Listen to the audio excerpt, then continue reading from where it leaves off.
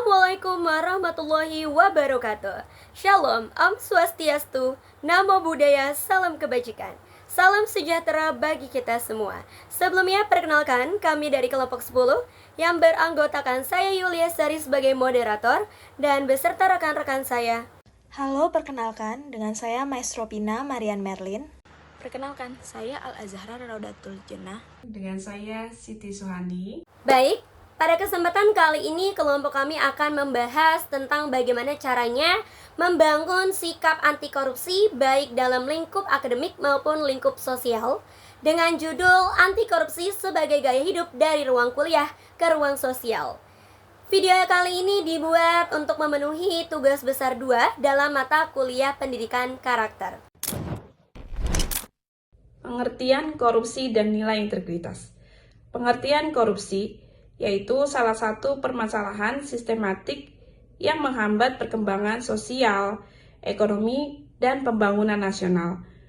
Dalam konteks kehidupan sehari-hari, praktek korupsi tidak hanya terjadi pada level pemerintah pusat, tetapi juga hadir dalam bentuk-bentuk kecil seperti pungutan liar, gratifikasi, suap, dan penyalahgunaan jabatan. Adapun nilai integritas terdiri dari beberapa hal, seperti kejujuran dalam tindakan dan keputusan, konsistensi antara ucapan dan perbuatan, tanggung jawab terhadap moral dan aturan, yang menjadi pondasi utama dalam pencegahan korupsi di lingkungan akademik. Faktor penyebab korupsi. Faktor penyebab korupsi terbagi menjadi 2. Yang pertama, faktor internal, yaitu keserakahan dan lemahnya akhlak, pola pikir instan, ingin cepat mendapatkan hasil, rendahnya rasa tanggung jawab dan integritas pribadi, pembenaran terhadap perilaku salah bahwa semua orang juga melakukan.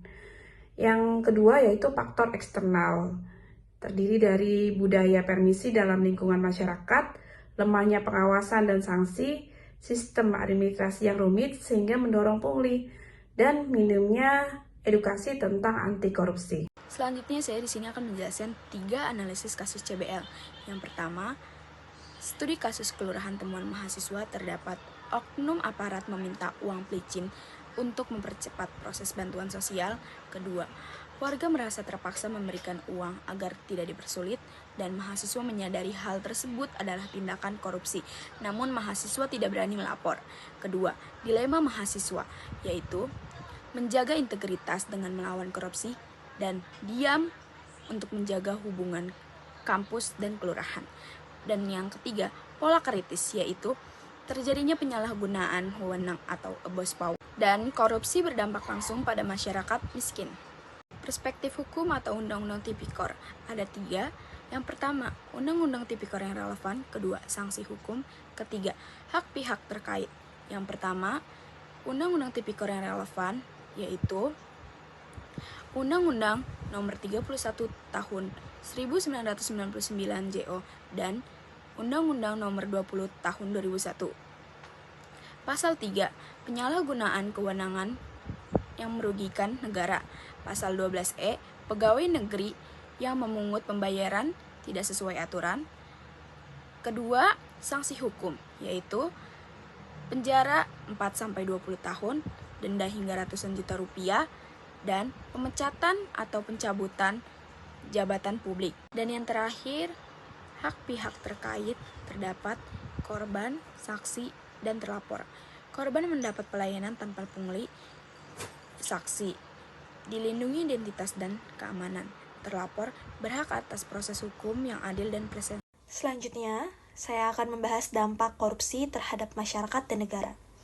Dampak terhadap masyarakat yaitu ketidakadilan dalam bentuk bantuan sosial, beban ekonomi bagi rakyat kecil, dan hilangnya kepercayaan terhadap pemerintah. Sedangkan dampak terhadap negara yaitu kerugian keuangan negara, rusaknya tata kelola pelayanan publik, menurunnya kualitas pembangunan dan kesejahteraan, dan menghambat kemajuan sosial, institusi, dan pendidikan. Selanjutnya, saya akan membahas tentang rencana upaya pencegahan korupsi. Upaya pencegahan korupsi bisa dilakukan di lingkungan kampus dan di masyarakat maupun kelurahan. Upaya pencegahan korupsi di lingkungan kampus yaitu pendidikan anti korupsi sebagai mata kuliah wajib, pelatihan integritas dan etika publik, dan sistem pelaporan internal yang mudah dan aman atau yang biasa disebut whistleblowing campus.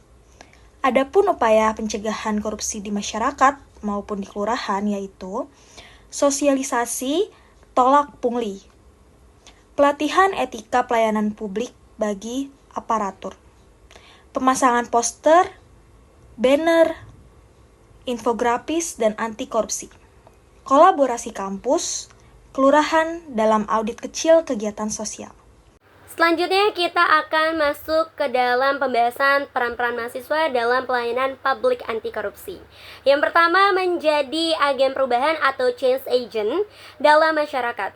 Yang kedua, melaporkan setiap temuan pungli yang melalui beberapa kanal resmi seperti Inspektorat Daerah, Ombudsman RI, serta layanan lapor. Yang ketiga, menolak gravitasi atau imbalan yang tidak sah. Yang keempat, memberikan edukasi kepada masyarakat tentang hak mereka. Lalu yang kelima, menjunjung tinggi integritas dalam setiap kegiatan pengabdian. Teman-teman sekalian, pada pembahasan materi kali ini dapat kita tarik kesimpulan bersama bahwa korupsi sangatlah merusak tatanan sosial, ekonomi, dan moral setiap bangsa. Dan melalui integritaslah yang nantinya akan menjadi fondasi utama dalam pencegahan terjadinya sikap koruptif. Mahasiswa memiliki peranan yang sangat krusial sebagai agen kontrol sosial yang mampu mendorong perubahan. Upaya dalam pencegahan korupsi membutuhkan kerjasama antara kampus, pemerintah, dan masyarakat. Pencegahan hanya efektif jika didukung penuh dengan edukasi yang berkelanjutan, keteladanan dari pemimpin, serta penegakan sanksi yang tegas. Baik, teman-teman sekalian, kita sudah berada di akhir video presentasi kali ini. Terima kasih kepada Bapak dosen beserta teman-teman sekalian yang telah menyaksikan video presentasi kali ini dengan seksama dan penuh perhatian. Semoga pada diskusi dan pembahasan materi kali ini dapat menambah wawasan bagi kita semua, terutama dalam pemahaman materi terkait bagaimana caranya membangun sikap anti korupsi, baik di lingkungan akademik maupun di lingkungan sosial. Dengan ini kami tutup video presentasi kali ini. Terima kasih kepada seluruh rekan yang terlibat atas partisipasi dan kerjasamanya. Kami pamit undur diri, terima kasih, sampai jumpa di video selanjutnya.